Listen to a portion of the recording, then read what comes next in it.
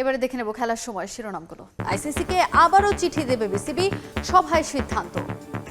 আমরা আমাদের ব্যাপারে অনড়। একটা খেলোয়াড়কেই যখন দেখলাম যে শৃঙ্খলা সিকিউরিটি দিতে অসুবিধা কারণেই তো তাকে বাদ দেওয়া হচ্ছে, তখন একটা দল, একটা পুরো বাংলাদেশের জনগোষ্ঠী যারা খেলা দিতে যাবে, এটা তো বিরাট ব্যাপার। নিরাপত্তা, বাংলাদেশের সম্মান আর বাংলাদেশের মর্যাদার প্রশ্নে আমরা আপোষ করব না, কিন্তু আমরা অবশ্যই ক্রিকেট বিশ্বকাপ খেলতে চাই। আইসিসি থেকে যে চিঠিটা পেয়েছি পরে আমাদের কাছে মনে হয়েছে ভারতে যে প্রচন্ড একটা নিরাপত্তা ইস্যু তৈরি হয়েছে বাংলাদেশের ক্রিকেটারদের জন্য, সেটা তারা রিয়ালাইজ করতে সক্ষম হয় নাই। আশা করি আমরা আইসিসিকে বুঝাতে সক্ষম হব।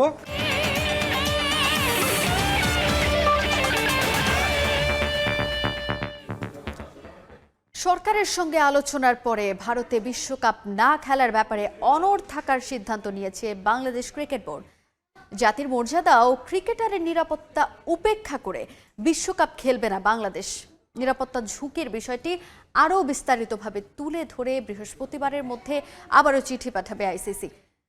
প্রত্যাশা, টাইগারদের ম্যাচগুলো স্থানান্তর করে দেয়া হবে শ্রীলঙ্কায়। ভারত বিশ্বকাপ আর সীমাবদ্ধ নেই ক্রিকেটের মাঠে, বরং এটা এখন রাষ্ট্রীয় ইস্যু। বুধবার তাই বিসিবি কর্তাদের দেখা গেল সচিবালয়ে।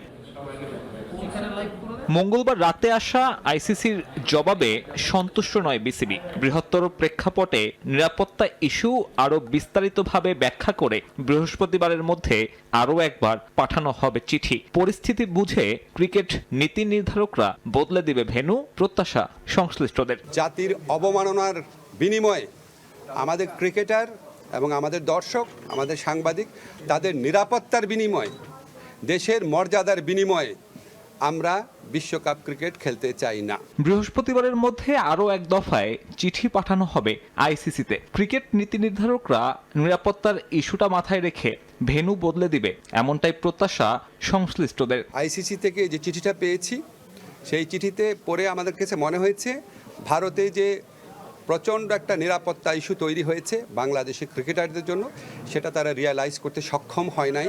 আমাদের যথেষ্ট শক্ত যুক্তি আছে, সেই যথেষ্ট শক্ত যুক্তি দিয়ে আমরা আইসিসিকে বুঝাবো।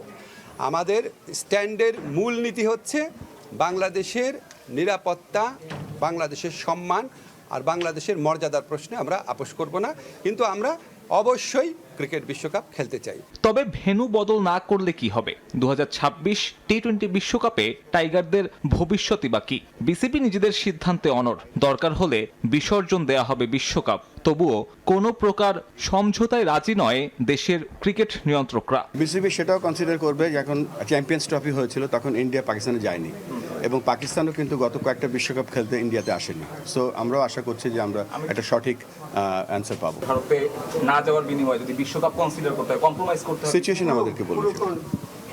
আমরা আমাদের ব্যাপারে অনড়। 8 ফেব্রুয়ারি ইতালির বিপক্ষে ম্যাচ দিয়ে বিশ্বকাপ মিশন শুরু করার কথা টাইগারদের।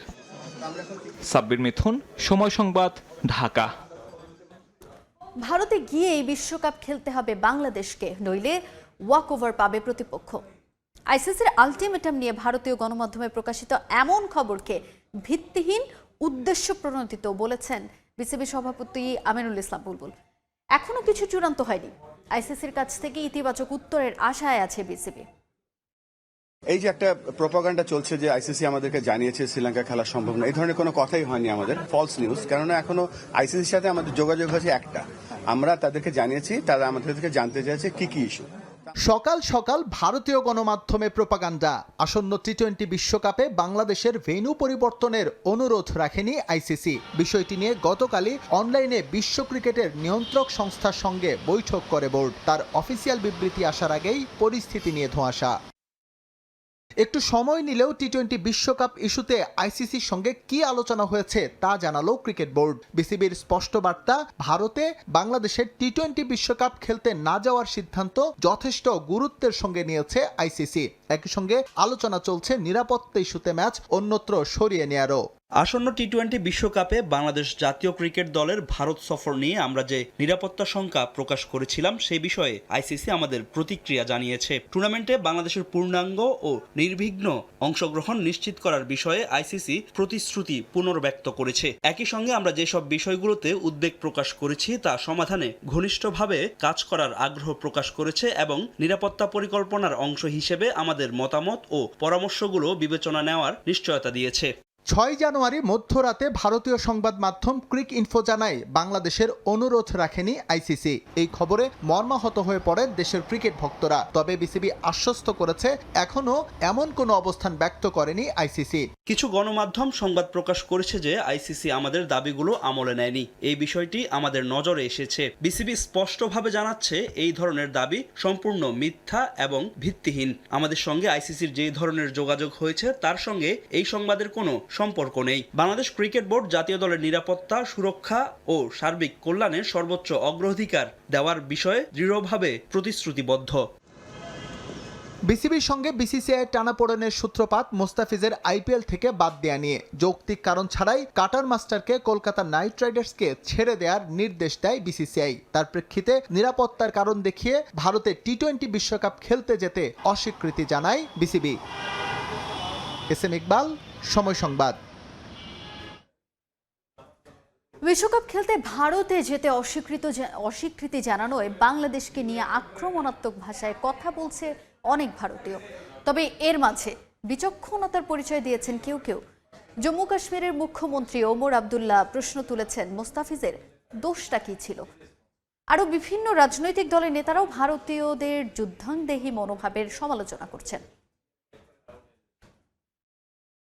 এক মোস্তাফিজ ইস্যুতে উত্তাপ। এরপর বিশ্বকাপ খেলতে ভারতে যেতে বাংলাদেশের অস্বীকৃতি আর আইপিএল সম্প্রচার বন্ধের নির্দেশ অন্তর্বর্তী সরকারের। সব মিলিয়ে বাংলাদেশ ভারত সম্পর্কেই এখন টানাপোড়েন। উত্তেজিত কণ্ঠে বাংলাদেশকে দোষারোপ করছেন ভারতের ক্রিকেট সংশ্লিষ্ট ও রাজনীতিবিদরা। শিষ্টাচার ভুলে বাংলাদেশকে খাটো করতে যাচ্ছে তাই ভাষায় কথা বলছেন প্রতিবেশী দেশটির অনেকে। সৌহার্দ্য ভুলে শত্রু ভাবাপন্ন মনোভাব পোষণ করছেন। তবে এর মাঝেই কেউ কেউ বিচক্ষণতার পরিচয়ও দিচ্ছেন। দুদিন আগেই প্রবীণ রাজনীতিবিদ শশী থারুর, কীর্তি আজাদরা ভারতের বর্তমান ভূমিকা নিয়ে প্রশ্ন তুলেছেন। সমালোচনা করেছেন জম্মু কাশ্মীরের মুখ্যমন্ত্রী ওমর আবদুল্লাহ।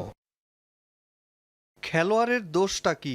মানলাম পাকিস্তানের সঙ্গে আমাদের সম্পর্ক খুব খারাপ, কিন্তু বাংলাদেশের মানুষ আমাদের কি করেছে? তাদের সঙ্গে তো আমাদের সম্পর্ক ভালোই ছিল। শুধু মুসলিমরাই নন, হিন্দু ধর্মাবলম্বী অনেকেও বলেছেন একই কথা। জনতা দলের উপদেষ্টা কিষাণ চাঁদ ত্যাগী আর তেলেগু দেশম পার্টির নেতা শ্রীকৃষ্ণ দেবারায়ালুর মতে ক্রিকেটের সঙ্গে রাজনীতি মিলিয়ে পুরো বিষয়টি ঘোলাটে করেছে ভারতই।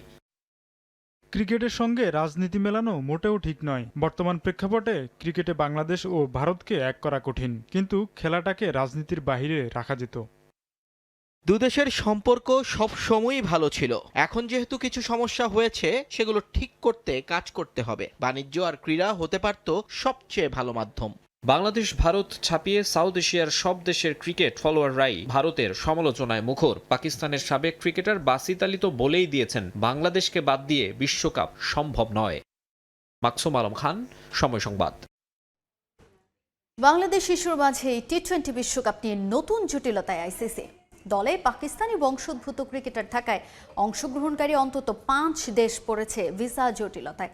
পাকিস্তানি গণমাধ্যম জিও স্পোর্টসের দাবি যুক্তরাষ্ট্র, কানাডা, ইতালি, ওমান ও সংযুক্ত আরব আমিরাত পড়েছে এই ঝামেলায়।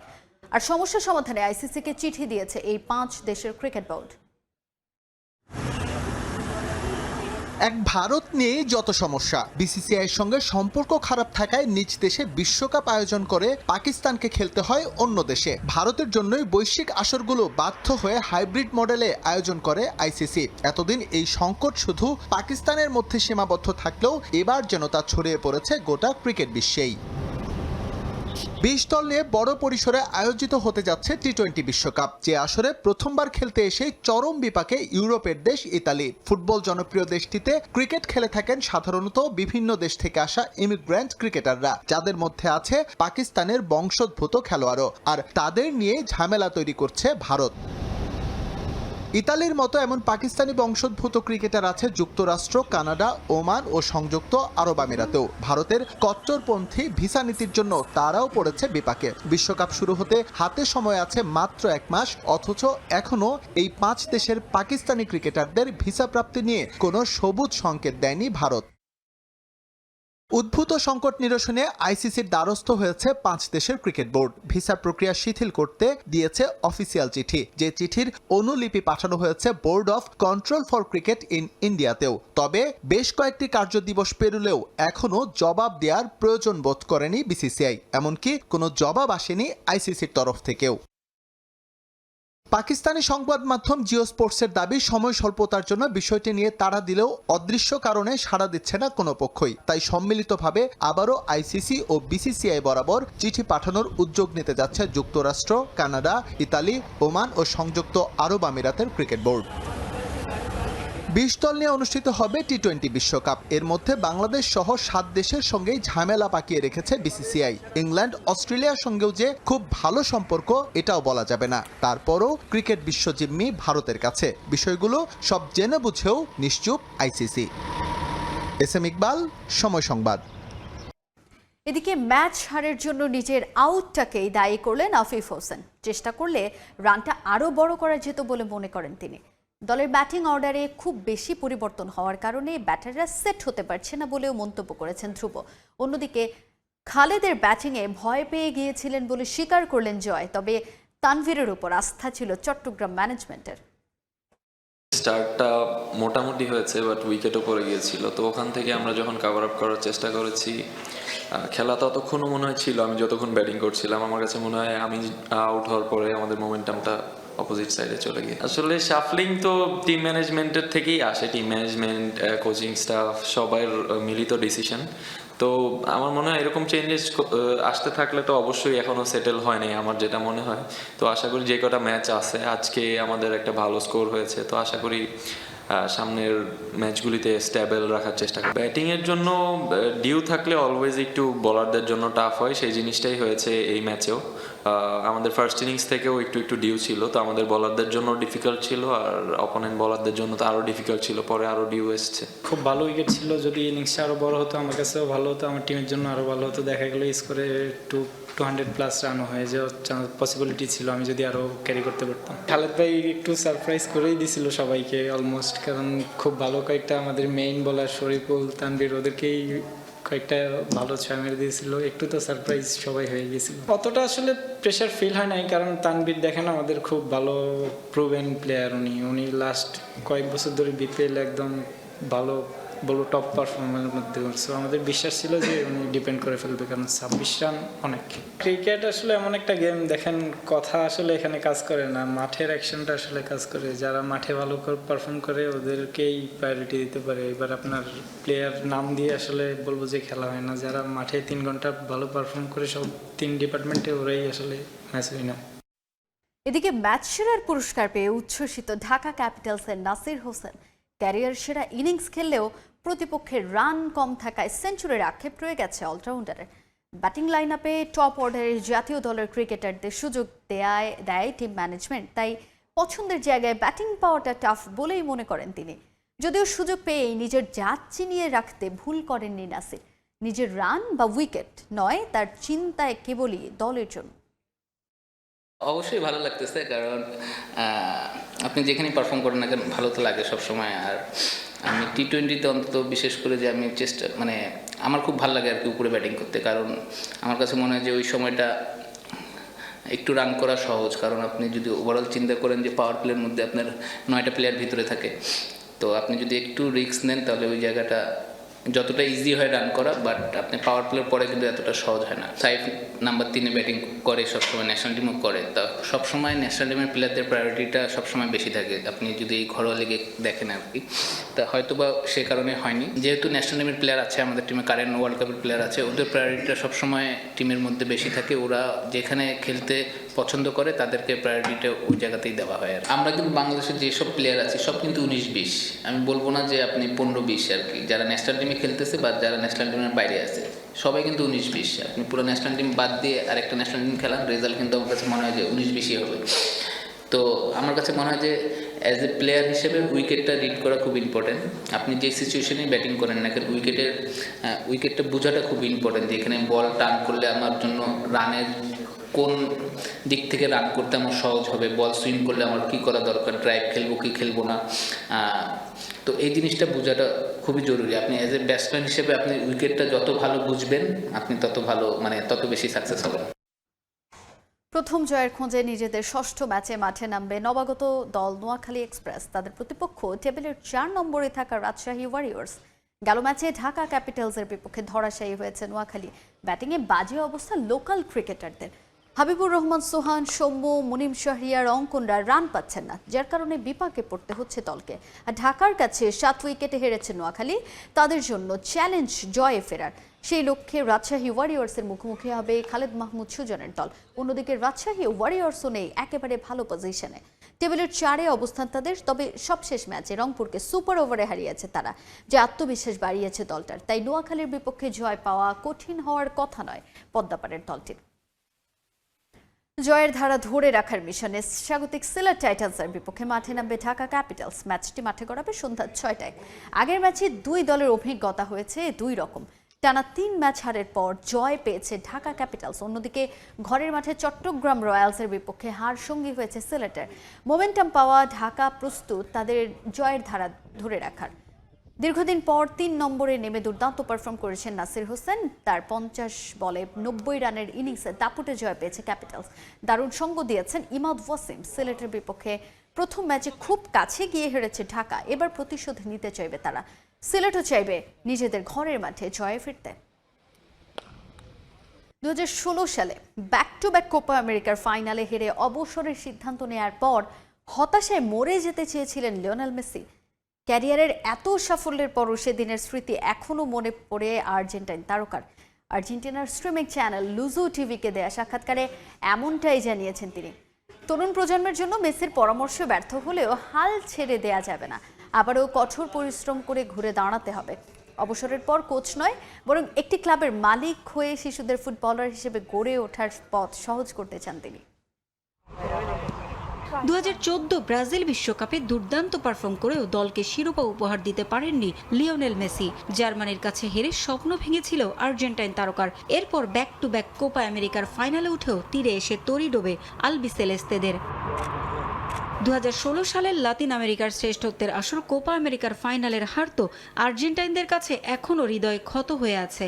যুক্তরাষ্ট্রের নিউ জার্সির সে ফাইনালে প্রতিপক্ষ চিলির কাছে টাইব্রেকারে হেরে যায় আর্জেন্টিনা। হারের পর অবসরের ঘোষণা দেন মেসি, কারণ বার্সেলোনায় সোনালী সময় পার করা মেসি জাতীয় দলকে তখনও কোনো শিরোপা উপহার দিতে পারেননি। চারদিকে সমালোচনায় জর্জরিত মেসি এসব কথা নিতে না পেরে আর্জেন্টিনার জার্সি তুলে রাখার সিদ্ধান্ত নিয়েছিলেন। সে সময় কেমন কেটেছিল তার দিনগুলো, তা এতদিন পর আর্জেন্টিনার স্ট্রিমিং চ্যানেল লুজো টিভিকে দেয়া সাক্ষাৎকারে প্রকাশ করেন আলবিসেলেস্তেদের বিশ্বকাপ জয়ের নায়ক। সে সময় কষ্টে নাকি তার মরে যাওয়ার ইচ্ছে হয়েছিল। তবে নিজের ইচ্ছার কথা জানানোর পাশাপাশি তরুণ প্রজন্মকে ব্যর্থতা এলেও হাল না ছাড়ার পরামর্শ দিয়েছেন তিনি। হাল ছেড়ে না দেওয়ার কারণেই মেসি ফিরে এসে দলকে উপহার দেন কাতার বিশ্বকাপের শিরোপা। 2021 ও 2024 সালের কোপা আমেরিকা ট্রফিও যায় আর্জেন্টিনার ঘরে। খুব অনুশোচনা হয়েছিল, মরে যেতে চেয়েছিলাম সেবার। তবে সবাইকে নিজ নিজ অভিজ্ঞতার মধ্য দিয়ে যেতে হয়, যদিও মনের ইচ্ছা কখনো এড়ানো যায় না। এটা ভালো যে আমি সবার কথা তোয়াক্কা না করে আবারও মাঠে ফিরেছিলাম। কখনো হাল ছাড়তে নেই, পড়ে গেলে আবারও উঠে দাঁড়ানোর চেষ্টা করতে হবে। তাতে কাজ না হলে অন্তত মনের মধ্যে সন্তুষ্টি থাকবে, এটা ভেবে যে আপনার স্বপ্ন পূরণের জন্য আপনি চেষ্টা করেছেন। ভবিষ্যতে নিজেকে কোচ হিসেবে দেখতে চান না মেসি, বরং একটি ক্লাব কিনে সেই ক্লাবকে গড়ে তোলাতেই তার আগ্রহ বেশি। নিজেকে আমি কোচ হিসেবে দেখি না। কোচ হওয়ার ধারণাটা ভালোই লাগে, তবে আমি শূন্য থেকে একটা ক্লাব শুরু করে গড়ে তুলতে চাই, যেখানে শিশুদের নিজেকে গড়ে তোলার এবং কিছু অর্জনের সুযোগ থাকবে। যদি আমাকে বেছে নিতে হয় তবে এটাই আমার কাছে বেশি আকর্ষণীয়।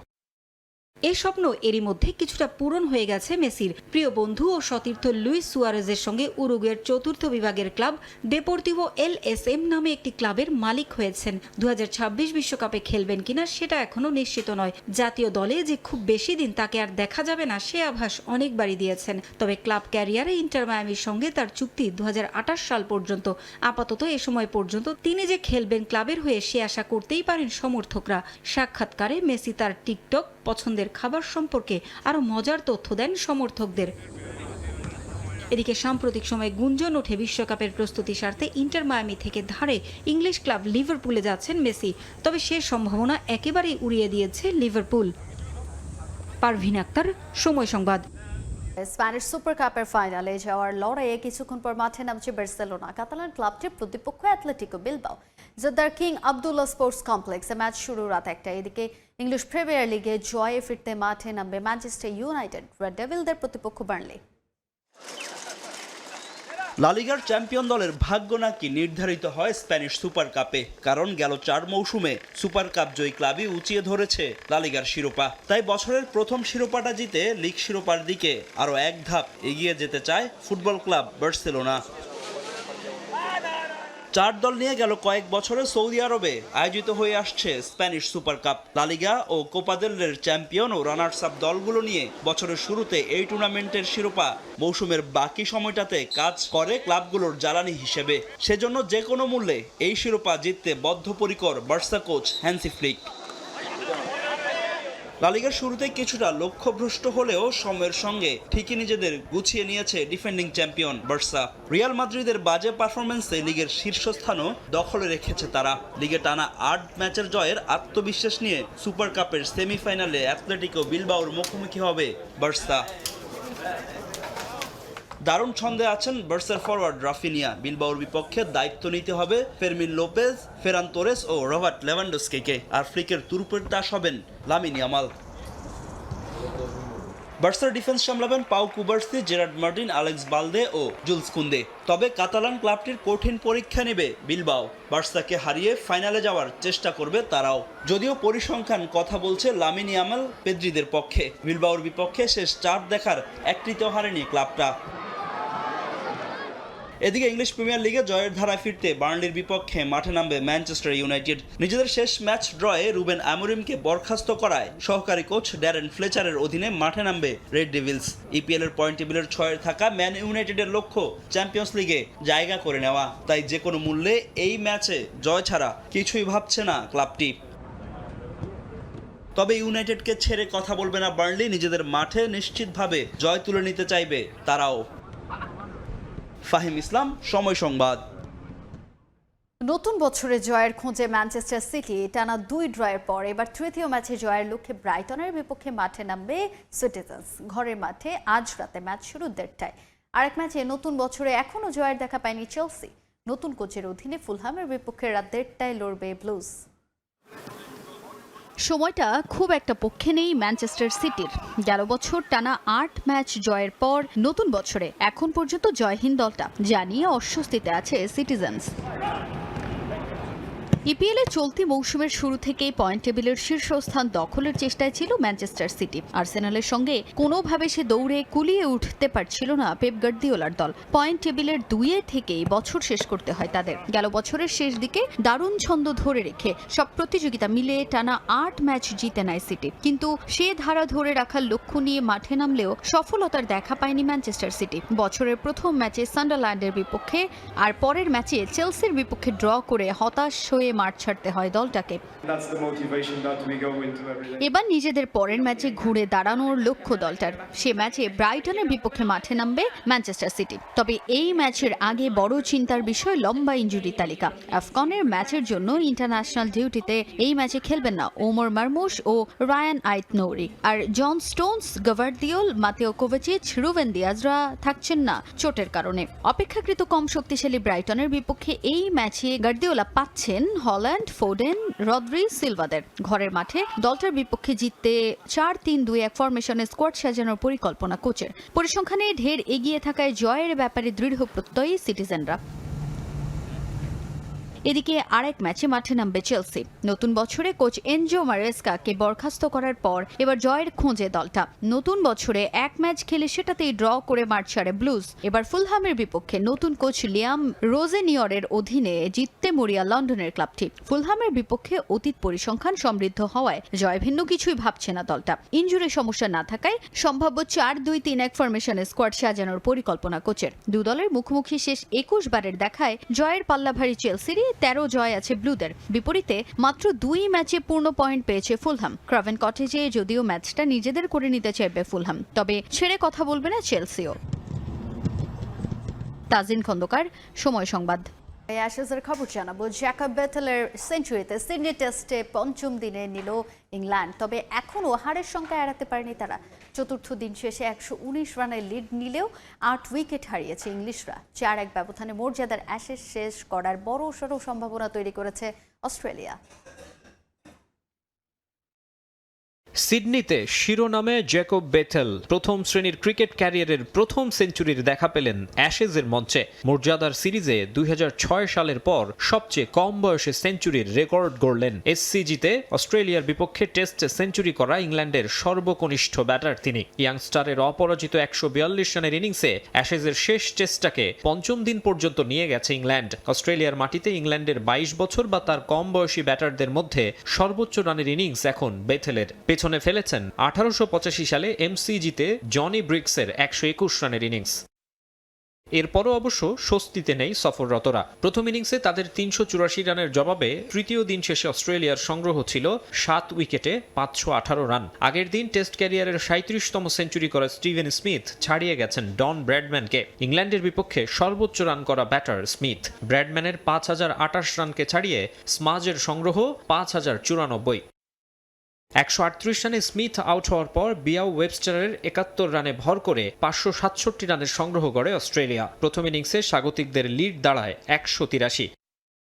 জবাব দিতে নামা ইংল্যান্ডের হয়ে বুক চিতিয়ে লড়াই চালিয়ে যান বেথেল। বাকিরা রীতিমতো সংগ্রাম করেছেন। নিউ বলের মাস্টার স্টার্ক আবারও প্রথম ওভারে আঘাত হানেন, ফেরান জ্যাক ক্রলিকে। ভালোই খেলতে থাকা বেন ডাকেট আউট হন 42 রানে। ডাকেটের সমান 42 রান করেন হ্যারি ব্রুক। আগের ইনিংসের সেঞ্চুরিয়ান জো রুটের ব্যাটে এদিন আসে মোটে 6 রান। রানের খাতা খুলতে পারেননি উইল জ্যাক্স। আর অধিনায়ক বেন স্টোকস রানের খাতা খুলেই ফেরেন প্যাভিলিয়নে।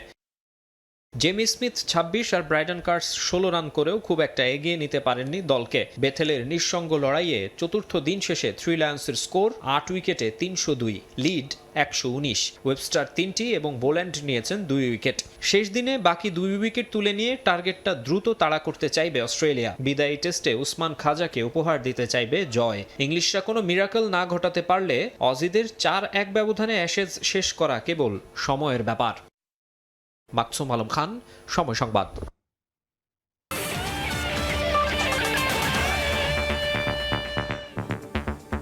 এই ছিল খেলার সময়। এরপর প্রবাসের সময় আপনাদের সঙ্গে থাকবেন সহকর্মী আলিশা ইসলাম। ধন্যবাদ আসিন। প্রবাসের সময় নিয়ে আসছি কিছুক্ষণ পর, সঙ্গে থাকুন সময়ের।